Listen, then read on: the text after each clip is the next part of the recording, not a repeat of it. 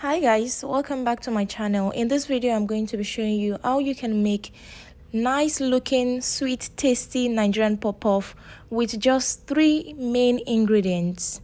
Simple and straightforward. So the first thing I'm going to do is to add my powdered ingredients together. Like I said before, I'm going to be using 3 main ingredients, which are flour, sugar and instant yeast. So now I'll be adding my sugar to the flour. For the sugar, you can add as much quantity as you want, depend on how you want your pop-off to taste. For me, I don't like too much sugar, that's why I use little quantity. The next thing I'm going to be adding is instant yeast.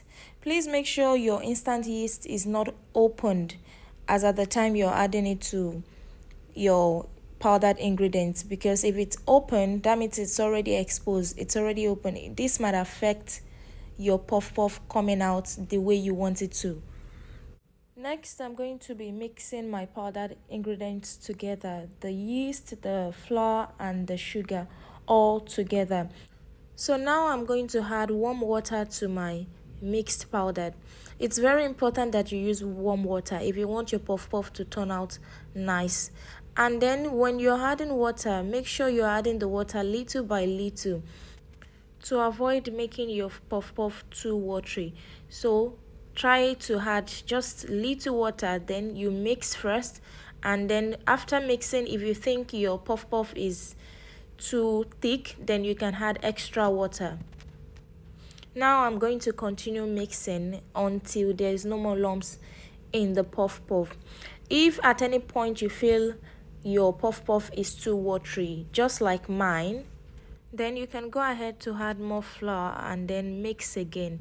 You can continue adding more flour until you get the thickness you want, and if at any point it's too thick again, you can also add more water. So I'm going to mix again until there's no more lumps. If you feel like you're not able to get rid of the lumps in the mixture, then you can just pour it in the blender, and the blender is going to mix it and get rid of the lumps.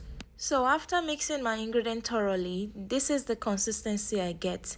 Not too thick and not too watery.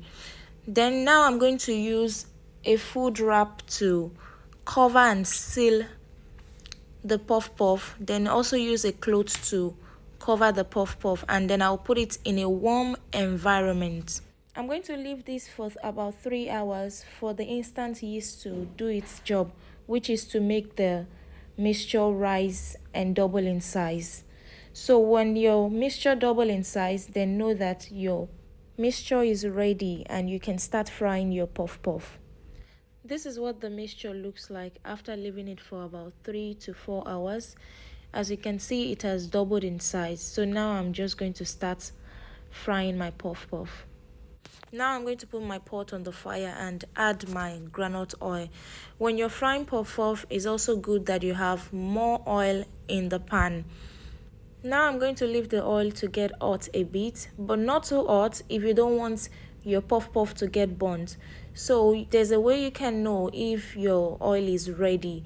You will start seeing bubbles in the oil. You can also test if your oil is ready by adding just small mixture into the oil, and when you start seeing many bubbles, then you know that your oil is ready. So now I'm going to start adding my mixture into the oil and start frying. If you want to know if your mixture is well done properly, after adding your puff into the oil, within few seconds you'll see that your puff will start rising up. After a few minutes, this is what my puff looks like.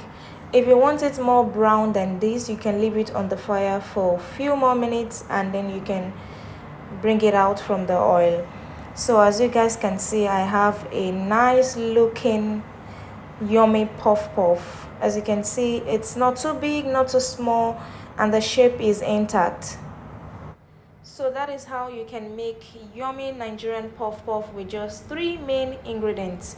Alright guys, this is the end of the video. Please, if you haven't subscribed to my channel, kindly click on the subscribe button, and I'm going to see you guys in my next video. Bye.